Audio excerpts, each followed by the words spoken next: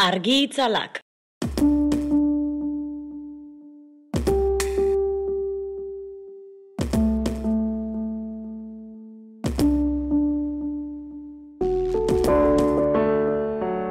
Dantza modalitatea guain garaikide esango nuke, guain deskubritu etelako, eta asko aizaitelako ematen, azkenean asko hainez deskubritzen ere buruangatik bai, mugimendu desberdinak, dantza aukera desberdinak.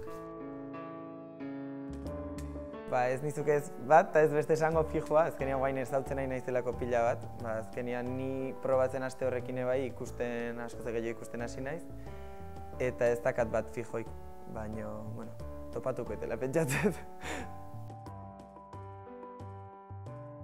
Hori zaila da. Ikusi etenetatik zailengo litzaiak aukeratzea. Nik inditutenetatik aukeranekin bai egia da oso gustoa egiten nula Gernikana, asko mantzialako bere garaian. Guaingoa Maurizia beak bai asko emateu, eta dantzazeko aure hoi desberdin bezala, bai, guztiz aldatu behar izan detelako fazeta neria, eta dena garaikidea itxaparsa nahizelako, bai improvisazio aldetik eta bai, asko eman ditu. Nik kalia esan bat. Orokorrian, kalia asko gustatzen zaitelako. Otiutan hau igual gehiago antzokitan dantzatzea, egoin deskubritzez bastante kalian dantzatzea jende artean gertugo.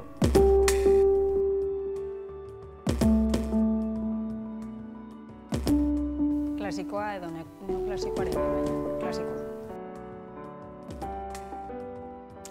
Dantzarik nire idolok, gaztetako idolok izan dira.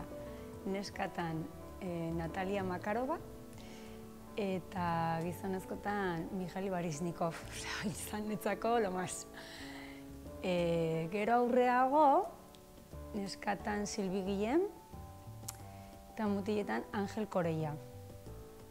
Eta oain gaur egun, gelditzen naiz Lucia Lakarrakin, eta mutiletan lehengon deskurritu nuen Daniel Camargo, brasileño bat, oso ona.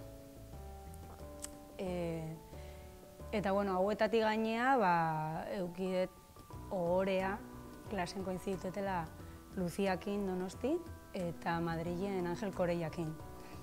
Izan un show. Askotan gogoa ematen zizun eseritzeko eta galditu ikusten. Don Quijote. Iruditzen zait oso alaia, espresatzeko oso divertigarria da, ez dakit, eta nire izakerakin ondo dihoa. Adibidez, nire iruditzen zait Victor Eugenia Antzokia berezia dela. Ez dakit, giroa espeziala da netzako. Eta gero, badokan xarma, ez, ze politia dan, dantzatzeko, oain obrata gero ez dakit, baina lehenago inklinazioa zaukan desente. Eta etzan bat erreixa hor giratzea, baina berezia da, Victor Eugenia.